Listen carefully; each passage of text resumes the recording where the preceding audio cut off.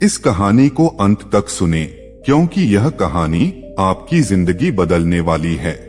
शहर में एक नवयुवक अपने जीवन से बहुत परेशान था, क्योंकि वह कामयाब होना चाहता था, लेकिन वह नहीं हो पा रहा था, क्योंकि उसका मन उसे अपना गुलाम बना रखा था। उसके मन में हमेशा हजारों विचार चलते रहते थे, और जब भी वह पढ़ने बैठता तो उसके मन में अनावश्यक विचार आ जाते थे। जब वह पढ़ने बैठता तो उसके मन में बाजार की बातें, गाने, फिल्में और अन्य विचार आते थे। बाजार की बातें, गाने, फिल्में, वह सारी चीजें जो उसने देख रखी थी, वह सब उसके दिमाग में आती थी। मन बार बार उसे घूमने को कहता कि यार, पढ़ाई छोड़, किताब को बंद कर और चल कहीं और चलते हैं। जैसे ही वह किताब खोलकर थोड़ी देर पढ़ता, उसके मन में अचानक ये सारे फालतू के ख्याल आने लगते, जैसे उसका मन उसे पढ़ने से रोक रहा हो। मन कहता, चल बाहर घूम कर आते हैं, चल बाहर कुछ मस्ती करके आते हैं। यही चीज उसे आगे बढ़ने नहीं दे रही थी। ये विचार उसे पढ़ने से रोकते और उसके ध्यान को भटकाते, जिससे वह कभी भी ध्यान से पढ़ने में सक्षम नहीं हो पाता था। इस वजह से उसका ध्यान विचलित हो जाता था। एक दिन उसके दादा ने उसे बताया कि जंगल में एक महात्मा आए हुए हैं, जिनके पास हर समस्या का समाधान है। अगर तुम कामयाब बनना चाहते हो तो उनके पास जाओ और अपनी समस्या उन्हें बताओ। वे निश्चित रूप से तुम्हारी सहायता करेंगे। अब तुम्हें देर नहीं करनी चाहिए, तुम चुपचाप वहां चलो, क्योंकि इसमें तुम्हारी भलाई है। वह नवयुवक महात्मा के पास गया और देखा कि महात्मा नदी के किनारे ध्यान में बैठे हुए हैं। उसने महात्मा के पास बैठकर कहा, महात्मा, मैं बहुत दूर से आया हूँ, अब आप ही मेरी जिंदगी बचा सकते हो। लेकिन महात्मा ने अपनी आंखें नहीं खोली। धीरे धीरे 1 घंटा बीत गया, लेकिन महात्मा की आंखें नहीं खुली। उसने फिर महात्मा से कहा, मैं बहुत दूर से आया हूँ, आप अपनी आंखें खोलिए, मैं आपके पास मदद के लिए आया हूँ।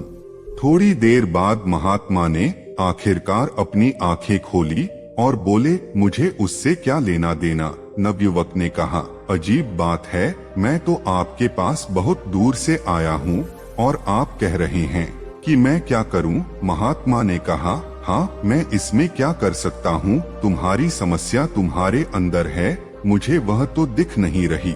अगर सच में तुम्हारे पास परेशानियां हैं तो एक काम करो। महात्मा ने कहा, ठीक है, फिर तुम उन परेशानियों को मेरे पास लाकर दो। नवयुवक ने कहा, यह क्या बात हुई? मैं ऐसा कैसे कर सकता हूँ? कैसे वह परेशानियों को आपके पास लाकर दूं? यह तो हो ही नहीं सकता। महात्मा ने कहा, जब तुम वह विचार लाकर दे ही नहीं सकते तो इसका मतलब है कि वह विचार तुम्हारे अंदर हैं।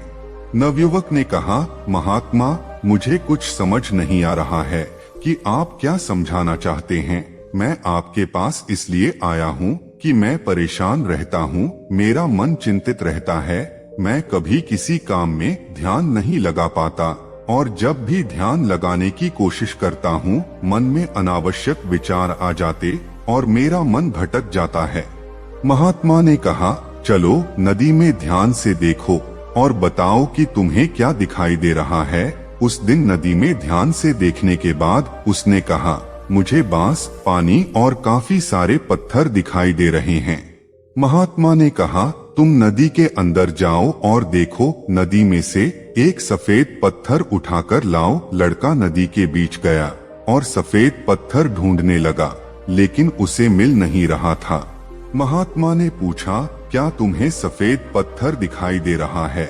लड़के ने कहा, हाँ, मैं उसी को ढूंढने की कोशिश कर रहा हूँ। थोड़ी देर बाद महात्मा ने पूछा, तुम क्या सोच रहे हो? लड़के ने कहा, मैं कुछ नहीं सोच रहा हूँ, मैं सोच रहा हूँ कि वह सफेद पत्थर मुझे मिल क्यों नहीं रहा। महात्मा उसके पास गए और उसके सिर को पकड़कर नदी में कुछ पल के लिए डाल दिया। लड़का बिल्कुल घबरा गया, डर गया और मानो उसकी मौत हो जाएगी। फिर महात्मा ने उसे बाहर निकाल दिया। लड़के ने कहा, यह क्या तरीका है? क्या आप मुझे मारना चाहते हो? महात्मा ने कहा, अब तुम मुझे बताओ कि जब तुम नदी में अंदर थे तब तुम्हारे मन में क्या ख्याल आ रहा था? लड़के ने कहा, महात्मा, आप कैसी बातें कर रहे हैं? जिसके सिर पर मौत नाच रही हो वह भला किसी और चीज के बारे में कैसे सोच सकता है? मैं बस यही सोच रहा था कि कैसे भी करके मैं इस पानी से बाहर निकलूं और अपनी जान बचाऊं। मेरे दिमाग में और कोई भी ख्याल नहीं था। महात्मा ने कहा, यह सबक है ध्यान का। यही फल है कि जब तुम्हारे दिमाग में सिर्फ एक ही विचार चलेगा तभी तुम उस एक विचार पर ध्यान कर पाओगे।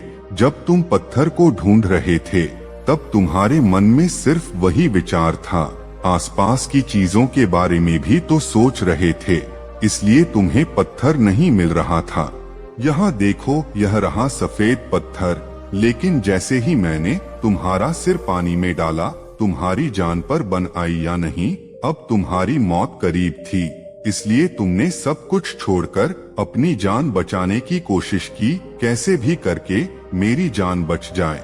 उस समय तुम्हारे दिमाग में अपनी जान बचाने के अलावा और कोई भी ख्याल नहीं था। यही ध्यान है, यानी एकाग्रता, मतलब सिर्फ एक समय पर एक चीज के बारे में सोचना। देखो, हमारा दिमाग सिर्फ एक समय में एक काम के लिए ही बना है। हमारा दिमाग एक समय में दो काम सही से नहीं कर सकता। इसलिए जब हम ध्यान करते हैं तो हमें चाहिए कि हमारे मन में कोई और ख्याल ना आए, क्योंकि जब कोई और ख्याल आएगा तब आप कोई भी एक चीज पर ध्यान लगा ही नहीं सकते। यही चीज पढ़ाई के साथ भी होता है, इसलिए मन को एकाग्र करना जरूरी है। कुछ चीजें हैं जो जिंदगी को बर्बाद कर देती हैं, लेकिन अगर आप स्टूडेंट हो तो आपको अपने काम पर फोकस करना चाहिए, तभी आप जिंदगी में कामयाब हो पाओगे। इतना सुनकर वह लड़का समझ गया कि जिंदगी में कामयाब होने के लिए फोकस का होना जरूरी है।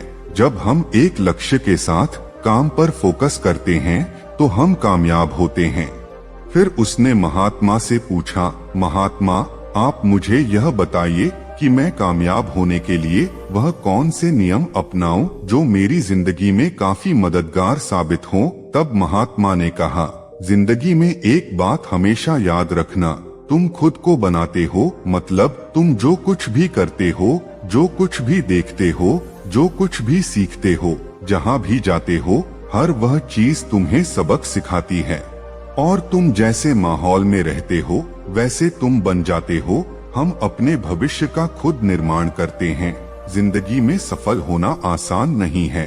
जब इंसान सफलता के रास्ते पर चलता है तो उसके रास्ते में बहुत सारी रुकावटें भी आती हैं, और कुछ रुकावटें इंसान खुद बनाता है।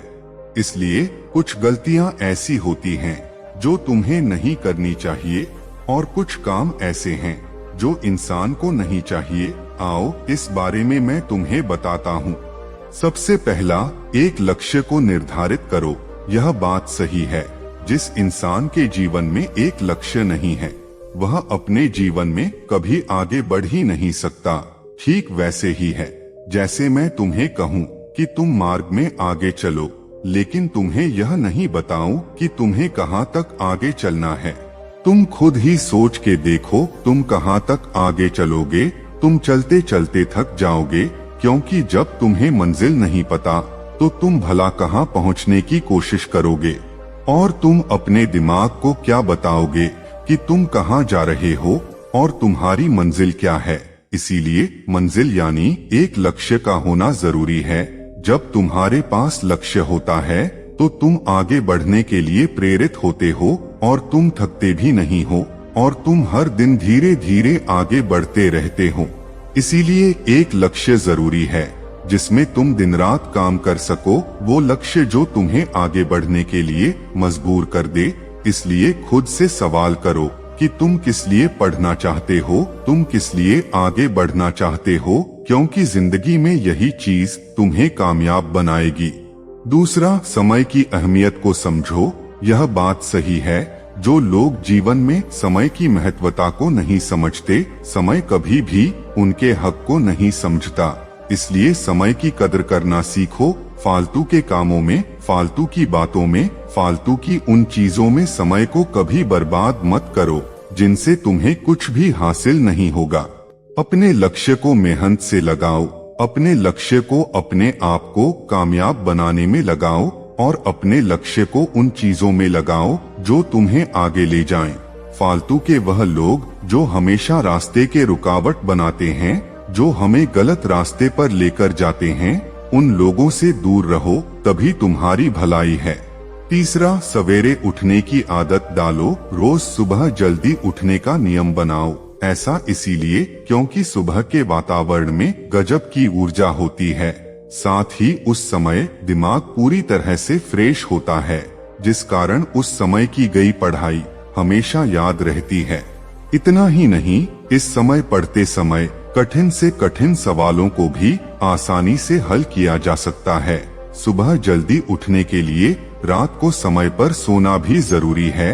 साथ ही शारीरिक और मानसिक स्वास्थ्य को बनाए रखने के लिए 7-8 घंटे की नींद आवश्यक है। यह सब बात सही है। ब्रह्मा मुहूर्त का समय तुम्हारे दिमाग के लिए सबसे अच्छा समय होता है, क्योंकि इस मुहूर्त में माहौल बिल्कुल शांत होता है। तुम सुबह उठकर ध्यान क्रिया करके पढ़ाई कर सकते हो। तुम देखोगे कि तुम जो भी पढ़ोगे वह तुम्हें याद रहेगा और वह जीवन भर तुम उसे कभी नहीं भूलोगे। इसीलिए ब्रह्मा मुहूर्त वरदान है। चौथा, अच्छी सोच रखें और खुद को प्रेरित करें। हमेशा